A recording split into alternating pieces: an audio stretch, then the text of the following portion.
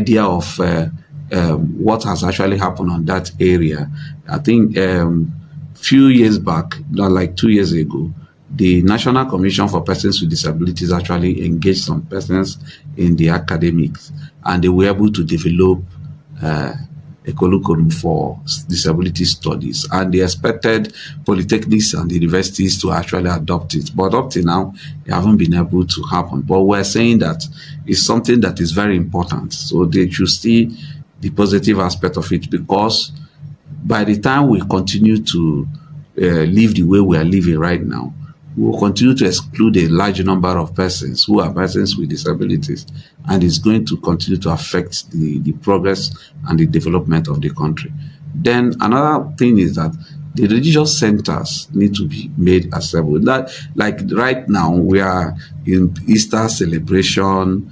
A lot of persons with disabilities who want to go to the church to worship, but majority of the worship centers are not really accessible for them. So imagine what happens to them, and it has been going on that a lot of them don't really go to church. Most of them who are Christians, they don't go to church, but the fact that the most of the worship centers are not really accessible, and it's not only limited to Christianity alone. Even the mosque, some of the mosques are not really accessible. A lot of them are not really accessible. And what we are saying is that they should also consider that they are part of the public buildings, and they should make some of these worship centers very accessible for persons with disabilities, so that their spiritual life will not be affected. So it's also very important that happens. Then we need to form partnership with a lot of civil society and the private sector. Collaborating with them can actually help us to fund some of their stability projects. A lot of them has been having their CSR, that is their corporate social responsibility, a lot of projects. So some of those projects can actually be channeled towards providing some of these facilities or funding some of these facilities, especially in areas where they find it difficult to provide. Let me give you an example. Many of our schools, a lot of children with disabilities, especially those who have physically challenges, find it difficult to go to school because majority of our schools are not really accessible. They don't have ramps. Most of they don't even have a accessible toilet. So once they find themselves in school, they find it very difficult to cope. So if it's something that they need to do a whole lot of things to make sure that they provide, begin to now do most of channel some of their CSR towards making provisions for accessibility projects. That's also very important that it happens.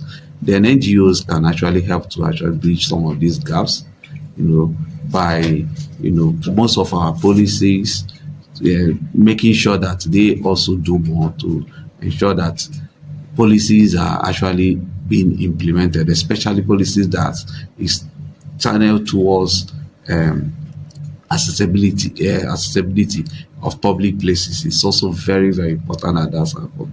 And when we talk about accessibility, we are talking about a whole lot of things. We're talking about not just only the buildings, the schools, entails even the transportation. So we need to have our roads very accessible, the buses to be made accessible. And I will also say here that government should begin to look into this, that if somebody wants to go into public transportation, one of the criteria should be that a certain number of the buses must be those that is really have the facilities that will make it accessible for persons with disabilities. That will go a long way to help, because by the time that happens, a lot of persons with disabilities will begin to make use of some of these. I can tell you that majority of the buses that you see, persons with, especially those who have physical disabilities, don't make use of them. They don't even go close to them, those places. But these are some of the things that we are not really aware of. But these are some of the challenges that they go through. Imagine when they want to travel, the only available means for them is the most expensive way of traveling. And that is exactly what a good number of them have been going through. So we need to look into coming up with policies that can actually address some of these issues, or make sure that the existing ones, like just like the national accessibility regulations that has been out there, and again the Discrimination Against Persons with Disabilities Prohibition Act, we must have to make sure that it's being implemented. And to tell you how important accessibility is, when you look at the act, about almost 14 sections talks about accessibility. Looking at buildings, looking at railways, looking at airports, looking at several other things. Even the parking lots, coming to public places, parking lots, creating parking lots for persons with disabilities. These are some of the things that it actually looked at. That's to tell you how important accessibility is. So these are some of the things that we will continue to. I will have to open the phone lines for you to also be part of the discussion. So if you have any questions to ask, or you have anything to contribute, or you're a person with disability out there, you have any experience to share, or something that we can actually do differently, so that I've been able to point out some of the things that we can do to support the dashboard that Inclusive Friends Association Association actually launched recently, and that dashboard is there to actually put most of organizations, to begin to see how they can know what they need to do. Because when you go to that dashboard, you even see the national accessibility regulations, who will actually have to guide you on what is expected of you.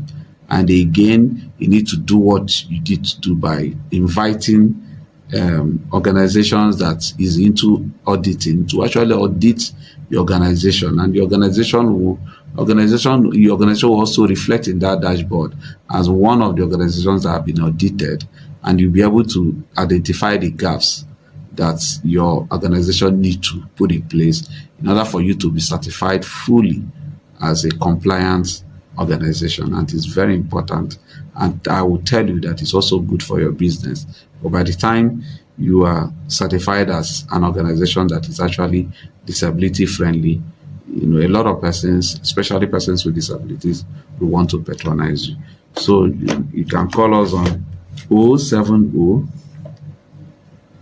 7242 6258. 070 7242 6258. Let me repeat it once again. 070 7242 6258. Call us so that we can have a discussion on